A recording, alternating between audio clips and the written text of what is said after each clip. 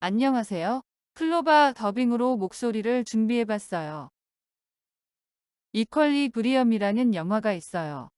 미래의 독재 시대, 사람들은 음악, 미술 등 예술을 감상할 수 있는 기회를 모두 빼앗긴 채 살아가요. 그 영화 속 주인공이 처음으로 베토벤의 음악을 듣게 되는 장면입니다. 잠깐 같이 볼까요?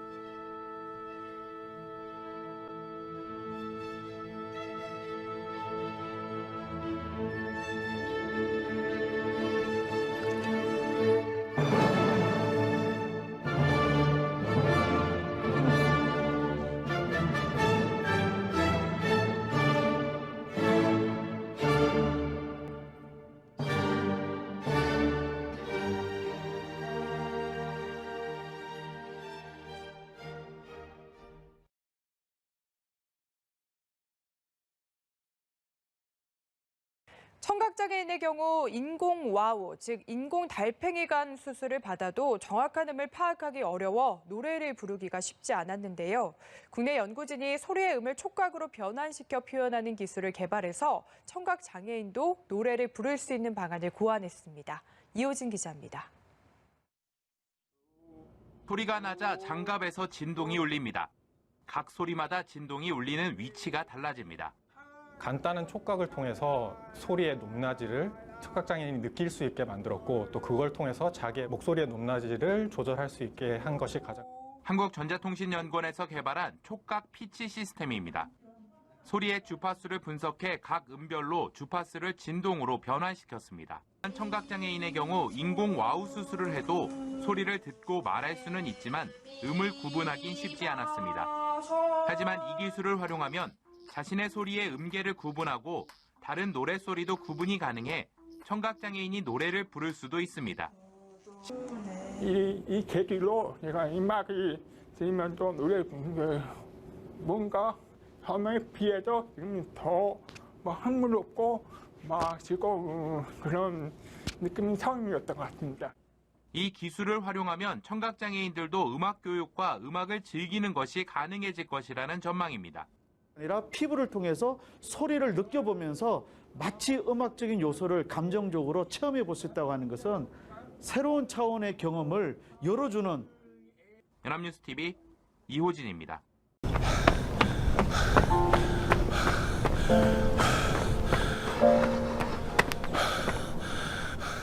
부딪히고 넘어질까 두렵기도 하지만 두 다리로 앞을 향해 달릴 때 자유로움을 느껴요.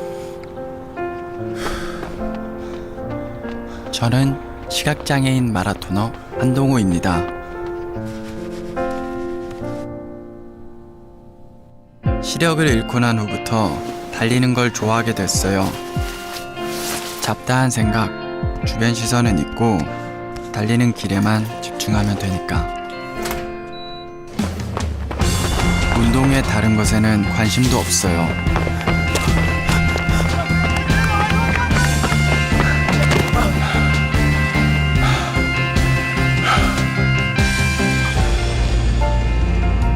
사람들은 안 될 거라는 말을 해요. 훈련하면서 생기는 상처보다 장애를 바라보는 편견이 더 상처가 될 때가 있어요. 앞이 보이지 않는다고 꿈이 보이지 않는 건 아닌데 언제나 상상해요.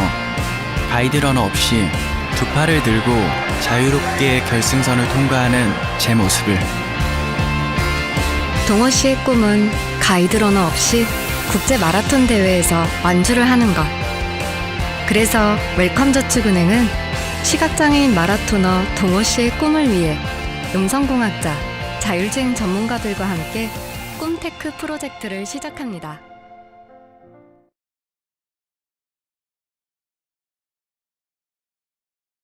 이 보조기기는 단순히 학생들의 삶을 더 편하게 해주는 것이 아니라 존엄성과 관련되어 있다는 것을 잊지 말고 수업을 들으셨으면 좋겠어요. 우선 장애의 종류부터 이야기해 보도록 할게요. 제7장 의사소통장애 1. 의사소통장애의 정의 DSM-5를 기준으로 의사소통의 정의에 대해 알아봅시다. 학습지를 같이 보면서 따라오세요. 의사소통장애는 언어, 말하기, 의사소통에서의 손상이 있는 장애입니다. 264쪽 표 7-1의 정의를 같이 읽어봅시다. 언어란 생각을 표현하는 신호와 부호를 이해하고 사용하는 방법을 포함하는 규칙을 지닌 의사소통의 방법. 말은 언어의 음성 산출. 의사소통은 구어나 비구어적 언어를 통해 지식, 생각, 의견, 감정 등을 교환하는 과정. 읽어도 잘 모르겠지요? 학습지에 봅시다. 의사소통 장애는 언어, 말, 의사소통에 어려움이 있다고 했어요. 그래서 DSM-5에서는 의사소통의 하위 장애로 언어 장애, 말소리 장애, 말 유창성 장애, 사회적 화용론적 의사소통 장애로 나누었으며 이 4개의 장애로 정확하게 설명되지는 않으나 의사소통에 어려움을 가진 장애를 달리 명시되지 않은 의사소통 장애로 정하고 있어요. 우리는 4가지 장애를 살펴보며 의사소통 장애가 무엇인지 알아보도록 하겠어요. 언어 장애를 언어를 이해, 표현하는 데 어려움이 있는 장애예요. 이건 언어의 발전 과정을 보면 조금 이해가 쉬워요. 아이들은 처음에 내 옆에 있는 여자가 엄마라는 걸 배워요. 단어를 학습하는 것이죠. 또한 그 단어를 조합하여 엄마 물건이라던가 우유 플러스 맛이란 새로운 단어도 만들고 엄마 밥 주세요. 같은 더욱 복잡한 문장 구조를 만들어요. 언어 장애 학생은 이런 능력이 부족한 학생이에요. 진단 기준을 읽어봅시다. 1. 감소된 어휘 일반 학생들에 비해 사용하고 아는 어휘수가 확실히 적어요. 2. 문장 구조의 한계로 문장을 길게 만들지 못해요. 3. 담화 능력의 결함으로 길게 대화를 하지 못해요. 어휘를 적게 알고 문장을 잘 못 만드니 대화가 어려운 건 당연한 일이에요. 아버지가 오셨어요. 를 아바버지 왔더셔요.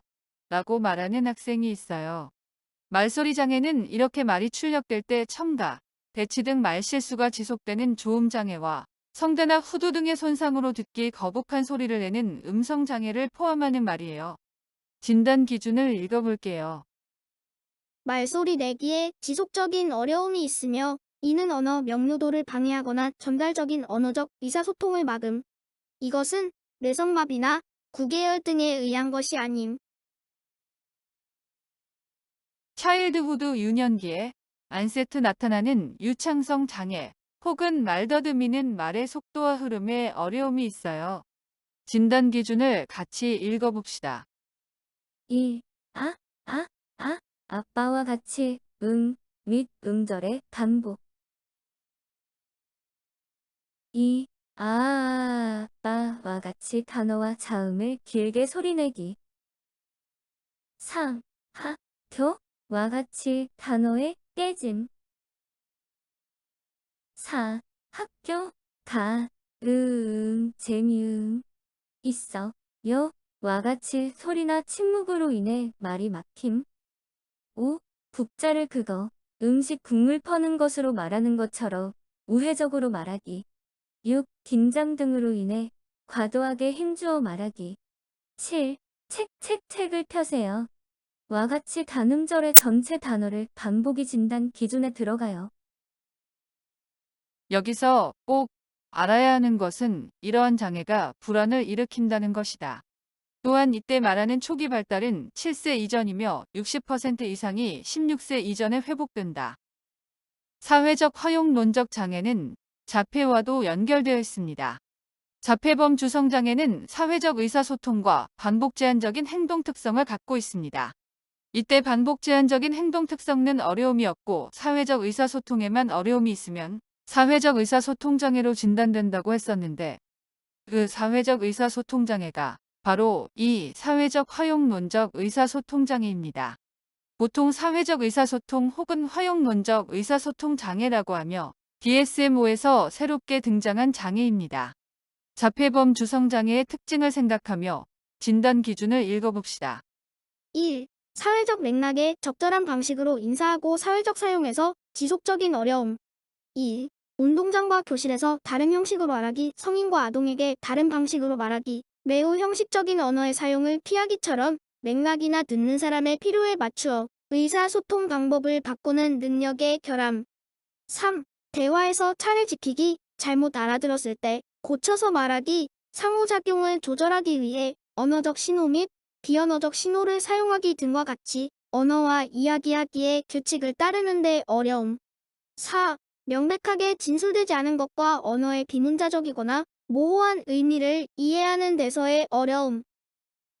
2. 의사소통장애의 원인. 의사소통장애의 원인은 다른 자폐, 학습장애 등과 비슷하게 생물학적인 원인을 주 원인으로 보고 있어요. 상생아나 가족력 연구를 통해 유전 요인은 분명히 있는 것으로 나타났고, 현재 뇌기능 이상으로 그 원인을 추측하고 있으나 명확한 원인은 아직 알지 못합니다. 기능적 원인으로는 정서 행동장애와 마찬가지로 학생의 양육 환경을 원인으로 생각해 볼 수 있어요. DSM-5에서는 환경적 영향은 있을 수 있으나 결정적이지는 않다고 말하고 있지만, 많은 언어학자들은 언어를 학습할 때 결정적 시기가 있다고 봐요. 그 시기에 언어에 대한 자극을 받지 못했다면 언어 사용에 어려움이 있을 수밖에 없겠지요. DSM-5의 유창성 장애 정의에서 유창성 장애는 불안을 일으킨다고 했어요. 불안이 높아지면 말더듬는 행동이 심해질 수도 있어요. 3. 의사소통장애의 특성. 우리 교재는 의사소통의 장애의 특성을 언어적 특성, 지능 및 학업적 특성, 사회적 특성으로 나눠서 보고 있어요. 언어적 특성은 정의를 다룰 때로 살펴봤지만 표 7-9를 읽으면서 다시 생각해 볼게요. 표의 표현 언어를 중심으로 DSM 내용과 연결해봐요. 부정확한 문법은 언어장애의 문장 구조 이해 부족이고, 정확하게 설명하지 못하는 것은 언어장애의 담화 능력의 결함이에요. 말을 할 때 자주 멈추는 것은 유창성 장애이며, 주제를 바꾸고 제한된 어휘를 사용하고 적절한 단어를 찾지 못하는 것은 언어장애예요. 발음을 피하고자 특정 단어를 말하지 않는 것은 유창성 장애이고, 단어 뜻에 제한이 있는 것은 언어장애예요. 사회적 언어 사용이 빈약하고 추상적이거나 시공간적 개념에 대해 말하기 어려워하는 건 사회적 의사소통 장애에 해당되겠지요? 질문을 두려워한다는 건 불안감이 있다는 것이고, 무슨 질문을 해야 할지 상대방에게 정보를 못 준다는 건 담화 능력 부족으로 언어 장애에 해당된다고 볼 수 있을 것 같아요. 이 학생들 역시 지적장애 학생들보다는 높지만 정서 행동장애, 학습장애, 자폐 학생들과 마찬가지로 대개 평균보다는 낮은 지적 능력과 학습 성취도를 보여요. 어쩌면 당연하겠지요? 특히 언어에 장애가 있으면 우리나라처럼 청각 위주의 학습 시스템에서는 더 큰 어려움이 있을 것이고, 읽기가 학습의 기본인데 읽기에서도 어려움이 있어 학습을 잘하기 쉽지 않아요. 사회정서적 특징 역시 이전 다른 장애 학생들과 마찬가지예요. 친구들이 말을 더듬는다고 놀릴 때 소극적인 학생들은 위축이 되는 거고, 적극적인 학생들은 공격을 보일 거예요. 자존감이 낮아질 수 있고, 표현 언어도 부족할 뿐만 아니라 사회적 단서를 언어로 이해하기 어렵기 때문에 사회적 관계를 잘 맺기가 어려워요. 그래서 일반 또래 학생들에게 이 학생들을 이해시키고 평소 모든 학생들의 또래 관계를 높이는 프로그램을 꾸준히 운영해줘야 해요. 자폐범주성 장애 학생들에게 사회적 관계를 지도해야 하는 것처럼 의사소통장애 학생들에게는 의사소통을 지도해야 해요. 그럼 좋은 언어 시범을 보이는 게 좋겠지요? 누가 좋은 언어의 시범을 보여야 할까요? 당연히 교사와 학생이 시범을 보여야 하겠지요. 교사는 정확한 발음과 발성으로 말하는 것은 물론 학생의 수준에 따라 문장을 짧고 간결하게 하는 것이 좋아요. 이건 다른 장애 학생들에게서도 마찬가지예요. 장애 학생들이 말실수에 대한 불안감 때문에 말을 기피할 수 있으니 수용적 환경도 중요하겠지요. 앞에서 말한 것처럼 의사소통장애 학생의 치료적 접근은 언어병리학과에서 할 만큼 특수교사도 그 전문성이 부족해요. 통합학급 교사는 이런 학생을 직접적으로 가르치기보다는 이런 허용적인 분위기를 만들어주는 게 더 중점을 두어야 해요. 표 7-10의 내용을 볼게요. 표 7-10. 편안한 환경 조성하기. 말할 때 관심 보이기. 단 불안도가 높은 학생에게는 안 돼요. 실수 허용하기. 말의 내용에 관심 보이기. 또래의 이해 증진. 장애 특성에 따른 활동 고려. 다양한 활동으로 말하기 연습. 집단 구성하기. 인내심 보이기. 특히 집단 구성하기는 그 집단 구성원의 성격에 따라 자연스러운 말하기 상황을 만들 수 있어요. 각 반에 말하는 걸 좋아하는 애들이 있잖아요. 그런 학생을 잘 활용해 보세요. 우리 교재 289쪽에는 의사소통 기회를 제공하기 위한 4가지 원칙이 있어요. 1. 예측해서 먼저 도와주지 않는다. 2. 새롭거나 평범하지 않은 사건을 일으킨다. 이 말보다는 학생이 흥미를 가진 사건을 일으킨다는 말이 더 적절할 것 같아요. 3. 다른 사람에게 정보를 제공할 기회를 제공한다. 4. 선택의 기회를 제공한다. 이 4가지는 모두 교실의 자연스러운 상황이 바탕이 되어야 해요. 이건 자폐범주성 장애 학생들에게 말을 시킬 때 사용하는 방식이기도 해요. 의사소통장애 학생이 말을 잘 못 알아들으니 교실 앞쪽으로 배치할 수 있는데 학생이 무엇을 필요로 하는가를 잘 생각해보고 결정해야 해요. 앞자리에 둔다면 교사에게 더 집중하지만 불안도는 높아져요. 중간 자리는 또래들과 상호작용이 늘고 뒷자리는 조금 더 자극이 적어질 수 있어요. 어떤 장애는 어디에 놓아야 한다는 것보단 학생을 관찰하고 통합학급 교사는 학생에게 가장 적합한 자리 배치를 제공하면 돼요.